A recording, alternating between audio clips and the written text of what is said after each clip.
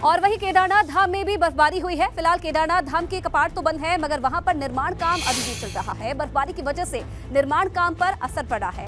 बर्फबारी से केदारनाथ में पारा काफी गिर गया है और इस वजह से धाम में ठंड बढ़ गई है और इससे मजदूरों को काम करने में काफी दिक्कतों का सामना करना पड़ रहा है।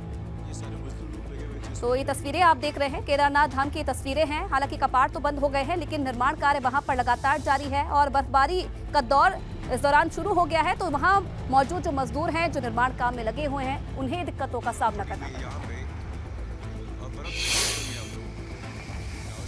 इधर विधानसभा अध्यक्ष रितु खंडूड़ी बद्रीनाथ धाम पहुंची हैं। एक तरफ तो बर्फबारी हो रही है, तो वहीं विधानसभा अध्यक्ष रितु खंडूड़ी बद्रीनाथ धाम पहुंची और बद्री विशाल की आराधना की। इसके बाद विधानसभा अध्यक्ष माणा गांव के लिए रवाना हुए। तस्वीरें आप देख रहे हैं, जहां विधानसभा अध्यक्ष रितु खंडूड़ी बद्रीनाथ धाम पहुंची, पूजा अर्चना उन्होंने की और इसके बाद माणा गांव भी वो पहुंची, जहां पर स्थानीय लोगों से उन्होंने मुलाकात की। तस्वीरें आप देख रहे हैं, विशेष पूजन अर्चन करने के बाद माणा गांव वो पहुंची थी।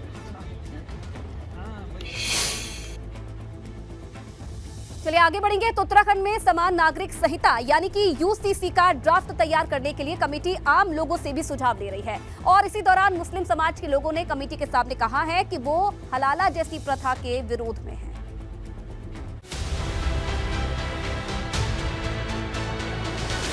उत्तराखंड में यूसीसी का ड्राफ्ट तैयार कर रही कमेटी मुस्लिम समुदाय के लोगों से भी सुझाव मांग रही है। विकास नगर पहुंची एक्सपर्ट कमेटी के सामने मुस्लिम समुदाय से जुड़े एक शख्स ने हलाला को लेकर ही सवाल खड़े कर दिए।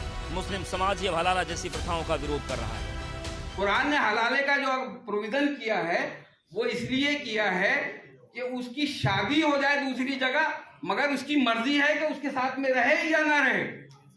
अगर वो इसके बावजूद भी नहीं रहना चाहते अपने आपस में तो वो छोड़ देगा, उसको तलाक दे देगा। अब तलाक होने के बाद वो अपने पहले वाले हस्बैंड के साथ में शादी कर सकती है। ये जो कॉन्ट्रैक्ट हलाला करके है कि कॉन्ट्रैक्ट कोई हो जाता है या तय हो जाता है, वो इस्लाम के अंदर जायज ही नहीं है। इस्लाम के अंदर उसको जायज नहीं मानते हैं, वो इलीगल है। मगर प्रैक्टिस के अंदर ये सब कुछ हो रहा है। तो अगर इस तरह की कोई बात है तो उसके ऊपर भी कानून बनना चाहिए, कोई दिक्कत नहीं है उसका।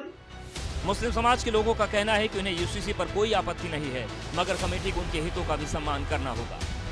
मैं कुरान को फॉलो करता हूँ, आप गीता को फॉलो करते हैं, कुछ लोग रामायण को फॉलो करते हैं, कुछ लोग बाइबल को फॉलो करते हैं, कुछ गुरु ग्रंथ साहिब को फॉलो करते हैं।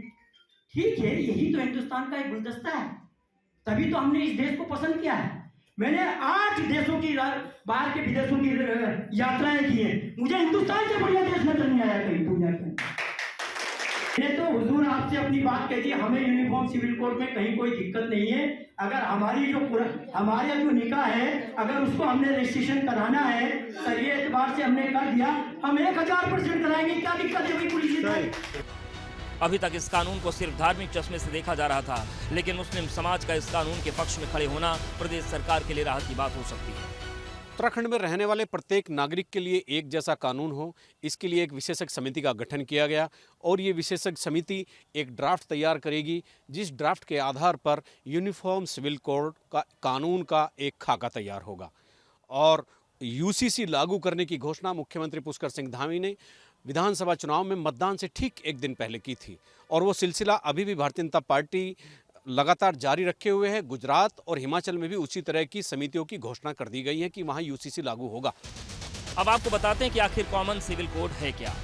सिविल कोड में समाज के हर समुदाय के नागरिकों को समान अधिकार मिलेंगे। शादी, तलाक, बच्चा गोद लेने और संपत्ति बंटवारे में एक जैसे नियम होंगे। परिवार के सदस्यों के आपसी संबंध और अधिकार में समानता होगी। इसमें जाति, धर्म और परंपरा के आधार पर कोई रियायत नहीं मिलेगी।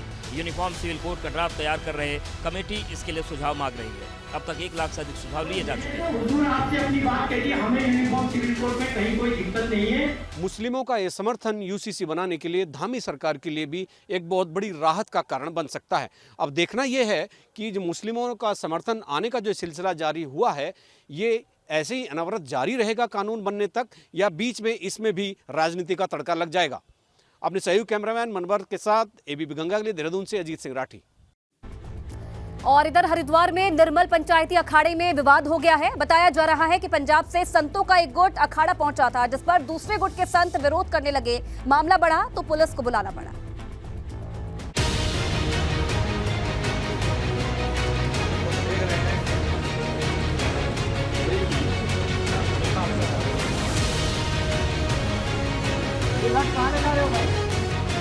पूजा करने की नीयत से आज किसी की अस्थियां लेकर के हमारे साधु संतों को हमने रोक के रखा है, मरने के लिए तैयार हैं, अभी जहाँ ही आके डालेंगे। संत है, संत ही रहेंगे। असि ये अखाड़े के संत हैं, ये भी नर्मल अखाड़े के संत हैं। द्वार की नगरी में यदि ऐसा कुछ होने लगा तो फिर और दुनिया कहाँ जाएगी। हरिद्वार में पंचायती अखाड़ा निर्मल में वर्चस्व को लेकर घमासान छिड़ गया है। निर्मल पंचायती अखाड़े में संतों के दो गुट आमने सामने हैं। बताया जा रहा है कि कुंभ मेले के दौरान महंत बलवंत सिंह को अखाड़े की संपत्तियों की बंदरबांट के आरोप में सचिव पद से बर्खास्त कर दिया गया था। उनकी जगह महंत देवेंद्र सिंह कार्यवाहक सचिव बनाए गए थे। ये मामला कोर्ट में भी चल रहा है, मगर इसी बीच पंजाब से काफी संख्या में संत हरिद्वार पहुंच गए, जिस पर अखाड़े में विवाद हो गया। श्रीमंत स्वामी ज्ञानदेव सिंह जी 1993 से लेकर के लगातार अध्यक्ष चले आ रहे हैं। 10-20 आदमी इकट्ठे होकर के एक प्रस्ताव डाल दिया, उनका कोई अधिकार ही नहीं है तो प्रस्ताव डालने का, नया अध्यक्ष खड़ा कर दिया। उसका कोई विधान है, अखाड़े का संविधान है, रजिस्टर्ड बॉडी है। उधर पंजाब से आए संतों का कहना है कि इसी अखाड़े से वो जुड़े हुए हैं, इसलिए उनका भी अखाड़े की संपत्तियों पर बराबर का हक है। उन्हें कोई भी अखाड़े में आने जाने से नहीं रोक सकता। जसविंदर सिंह को पूछो जी, उनको साधु नहीं पसंद है ना। ये संस्था जसविंदर सिंह की अकेले की तो है नहीं, ये तो सभी साधुओं की संस्था है। खट दर्शन साधु समाज जो भी इतने आ सकता है। हमारी आस्था है, हम जब भी कोई पंजाब में संत गुजरता है, संत चढ़ाई करता है, स्वर्गवास होता है, हम आस्थियाँ इतने ले आके अरदास बेनती करके गंगा में प्रवान करते हैं। विवाद बढ़ने पर पुलिस और प्रशासन का अमला भी मौके पर पहुंचा। जिस तरह से अखाड़े में संतों के दो गुट आमने सामने हैं, उसने संपत्ति विवाद को लेकर कई सवाल खड़े कर दिए हैं। सवाल यह है कि जिन संतों के कंधे पर समाज के कल्याण की जिम्मेदारी है, आखिर संपत्ति विवाद से उनका क्या लेना देना।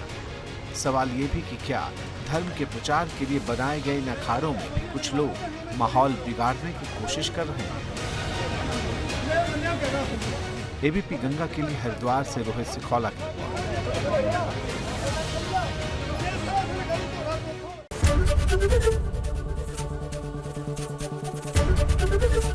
एबीपी गंगा, खबर आपकी, जुबान आपकी।